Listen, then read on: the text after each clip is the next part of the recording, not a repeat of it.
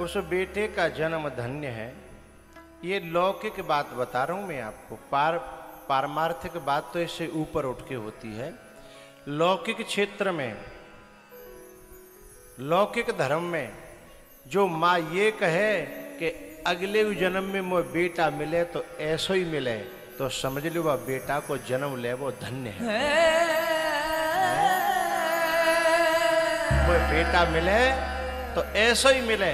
यदि ऐसे किसी माँ की हृदय से दुआ निकल गई तो फिर भजन करने की जरूरत नहीं है, धर्म कर्म की और ज्यादा जरूरत नहीं है।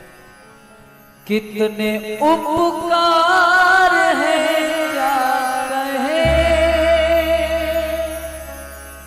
ये बताना आसान है। उन माताओं को प्रणाम करता हूँ।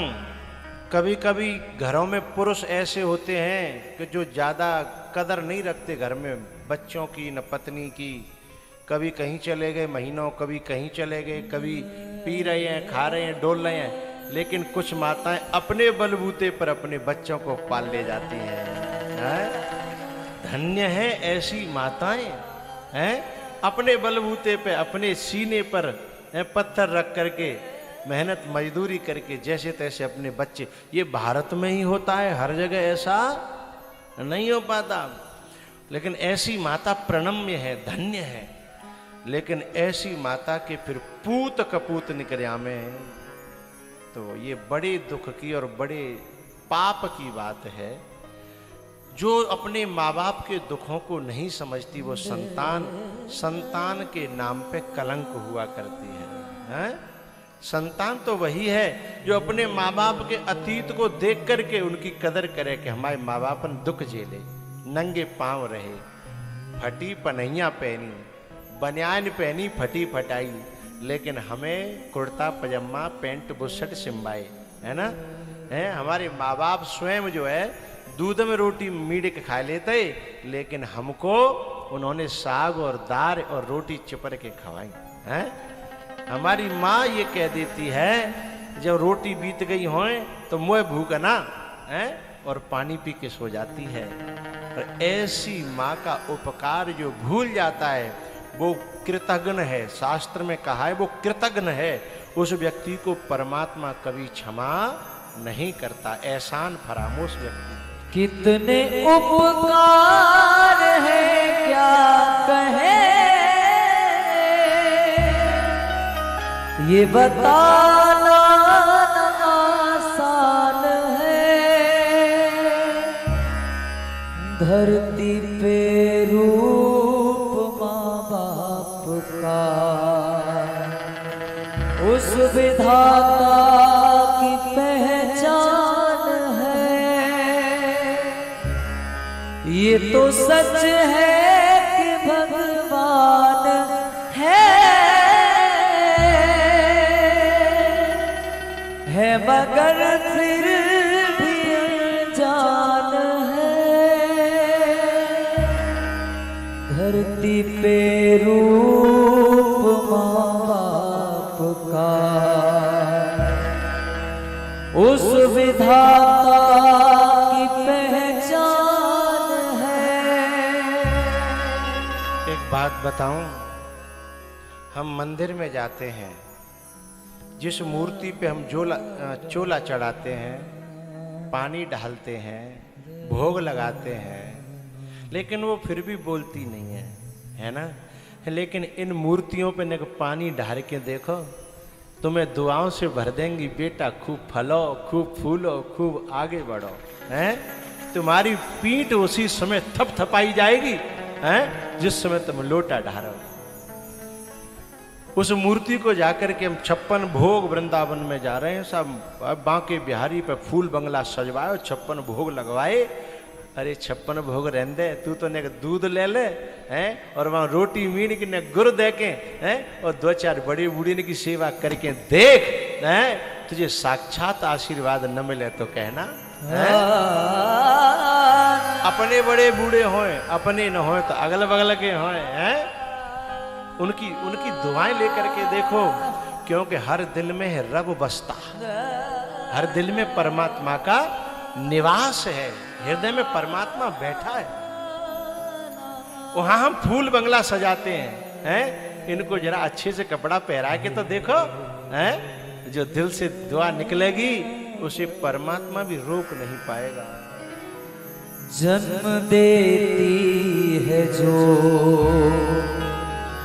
माँ जिसे जग कहे,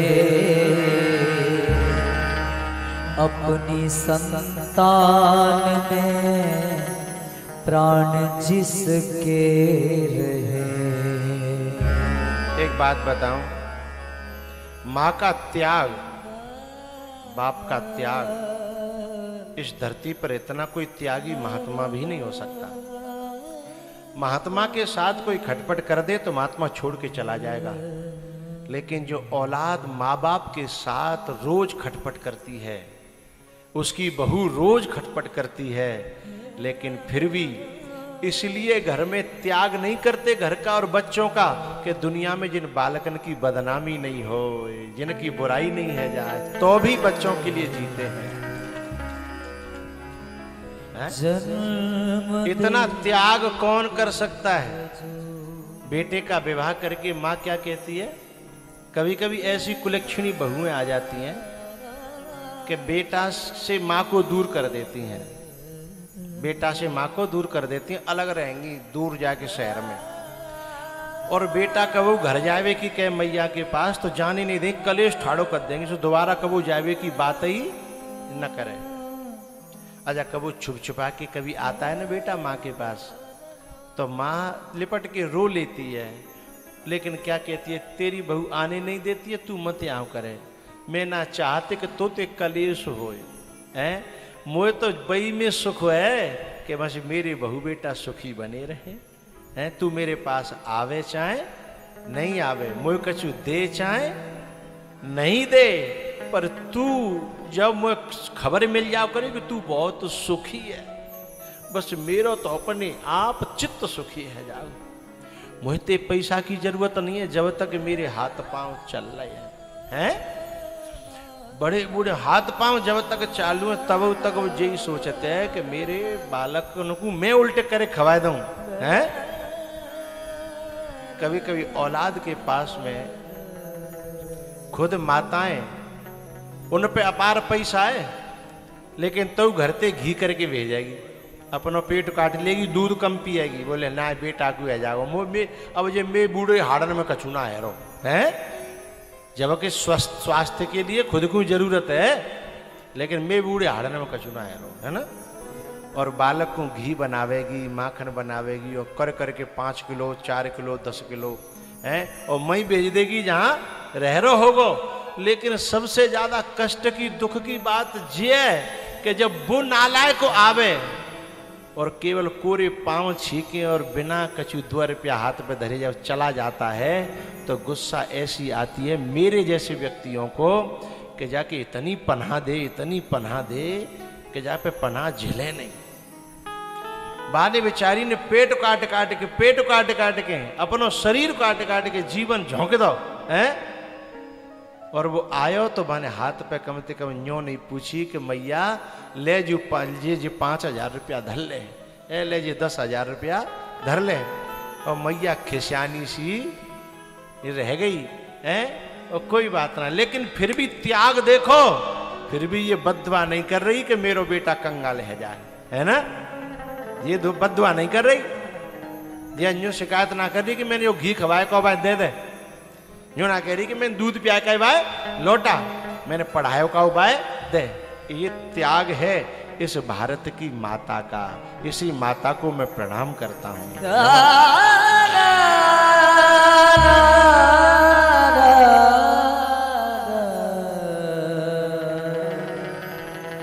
जन्म देती है जो माँ जिसे जग कहे, अपनी संतान में प्राण जिसके रहे, ममता के रूप में है प्रभु ममता के रूप में है प्रभु, आपसे पाया वरदान है।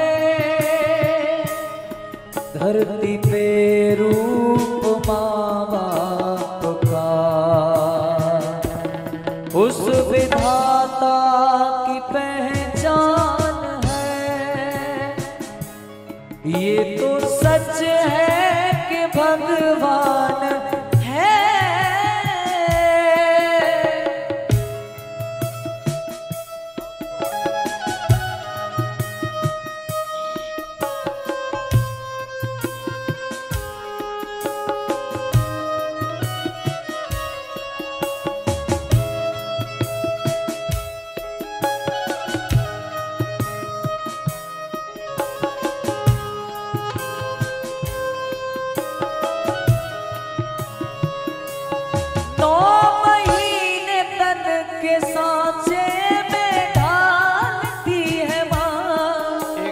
कहूं, पानी और माँ, पानी और माँ ये जब तक जीवन में भरपूर है तब तक इसकी कदर शायद समझ में नहीं आएगी। पानी भरपूर है, कहाँ कदर है, ये तो तब समझ में आए जब कभी पानी को तरस जाए आदमी। ऐसे ही माँ, जब जीवन में जिनके माँ नहीं रहती है उनसे पूछिएगा कि माँ की कीमत क्या होती है, माँ की जगह क्या होती है।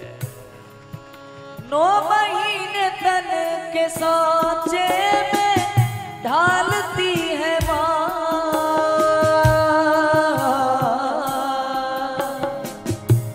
है माँ,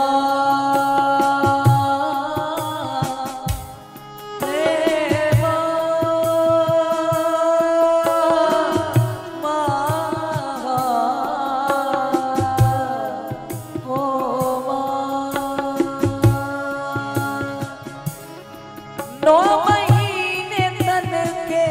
सांचे में ढालती है माँ, फिर जन्म देती है और पालती है माँ।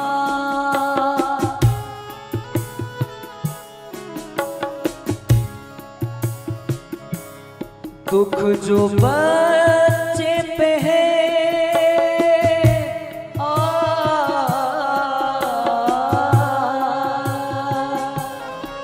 दुख जो बच्चे पे है वो माँ जान जाएगी, दुख जो बच्चे पे है वो माँ जान जाएगी।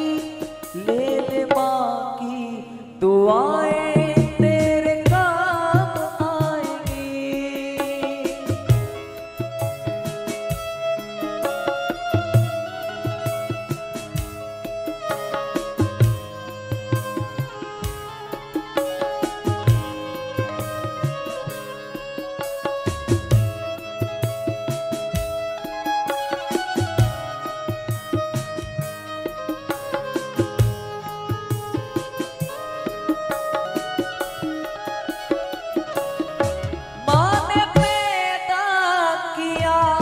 तो अपनी पहचान है माँ हमारी, तुम्हारी सबकी भगवान है।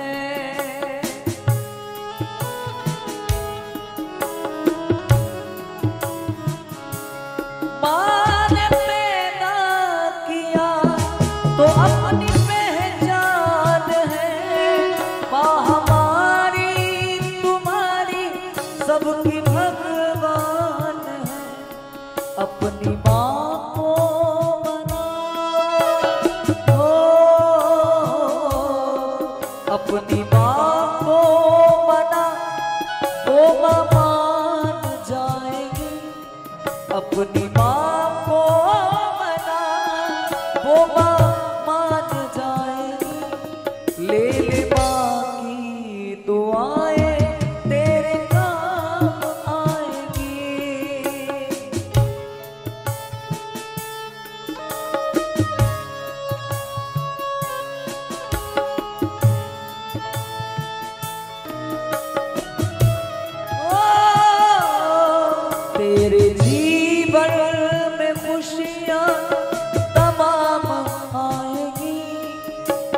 जीवन में खुशियाँ तमाम आएंगी। ले ले माँ की दुआएं तेरे काम आएंगी।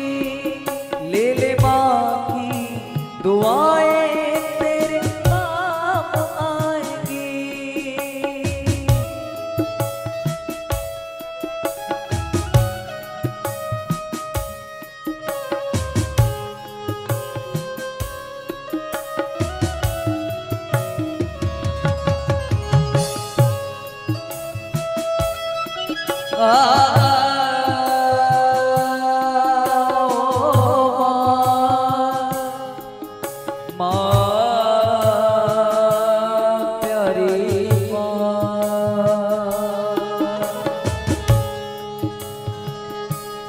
बोझ पर सो तलक जो उठाती है माँ, जाग कर कितनी रातें बिताती है माँ।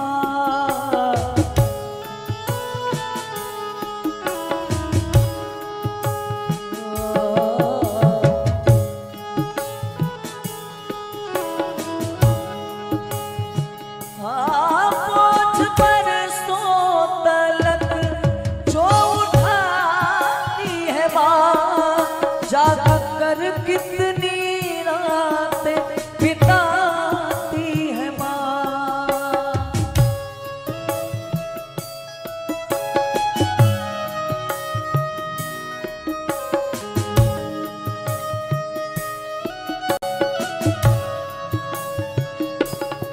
तेरे जीवन में बेहतर मुकाम लाएंगे।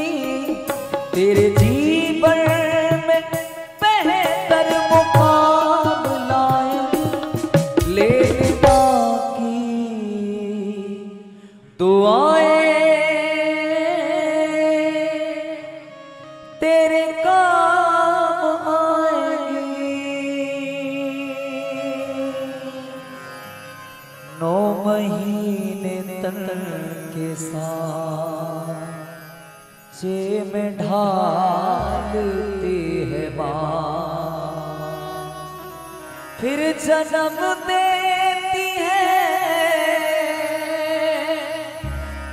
और पालती है माँ।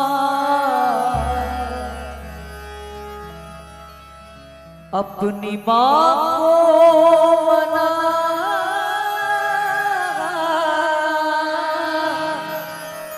अपनी माँ को मना, वो माँ मान जाएगी। ले ले माँ की दुआएं तेरे काम आएंगी। तेरे जीवन में खुशियाँ तमाम लाएगी। ले ले माँ की दुआएं तेरे काम आएंगी।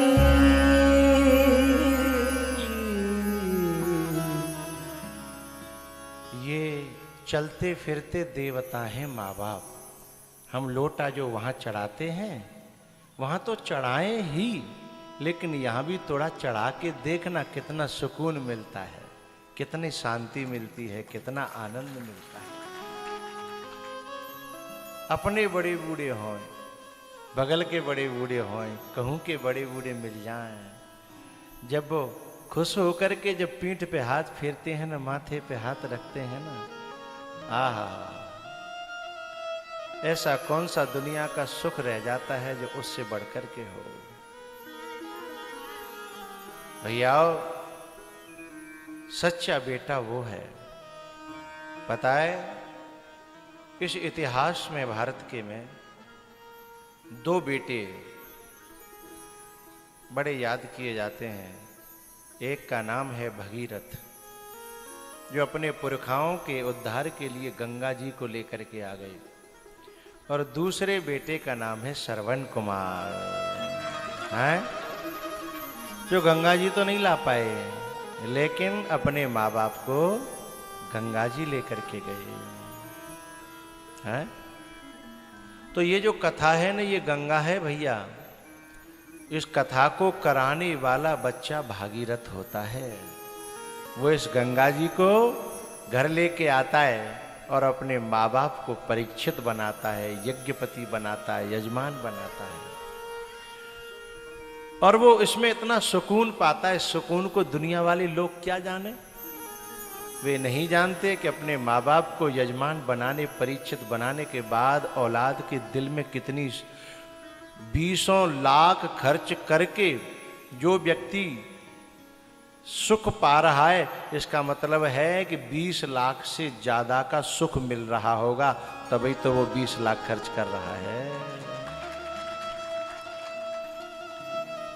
तो भगीरथ है वो जो अपने माँ बाप, देखो जो गंगा जी भगीरथ जी लाए थे, उस गंगा जी से केवल अब उनके ही माँ बाप को कल्याण भयो बे तरे होए, जी बात तो नहीं है ना।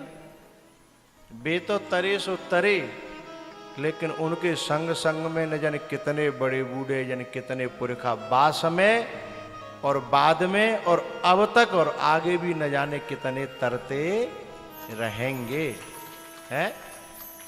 अब ये बालक जो कथाएं लेके आए, कोई किसी ने कोई कमरा में बंद करके थोड़े कराए रहे हैं कि नहीं साहब हम पैसा खर्च कर रहे हैं, गोविंदपुर के इनके सुन देंगे, हम पैसा तो खर्च कर रहे हैं, हम नहीं। माँ बाप को परीक्षित बनाया, लेकिन सभी बड़े बूढ़ों को, बुजुर्गों को ये कथा का, बच्चियों को, माताओं को, बड़ी बूढ़ियों को, हैं। अरे ये चाहते तो मेरी कथा जाने कहाँ कहाँ सुन के आ सकते थे, खुद चाहते तो हैं डीजल पेट्रोल जरा के, लेकिन बड़े बूढ़ों को कहाँ से मिलती, बहुओं को, बच्चियों को कहाँ से मिलती। समझ लो एक कथा कराने वाला इतना पुण्य कमाता है, इतने लोगों की दुआ और इतने लोगों के आशीर्वाद लूट लेता है कि फिर उसके जीवन में दिन दूनी रात चौगुनी समृद्धि अपने आप आया करती है। क्योंकि दिल की दुआएं इतनी मिलती हैं कि भैया जाने हमें कथा सुनवाए दे या दर्शन कराए दे संतन के, हैं।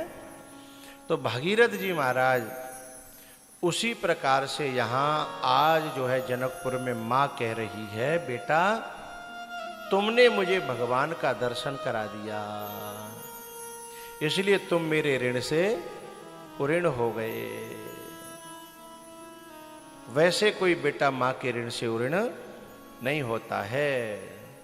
उसके बाद भगवान जो है गुरु जी के पास पहुँचे हैं, और गुरु जी के पास पहुँचे दूसरे दिन फिर पुष्प वाटिका में फूल लेने के लिए, गुरु जी के लिए पूजा के लिए दोनों भैया गए।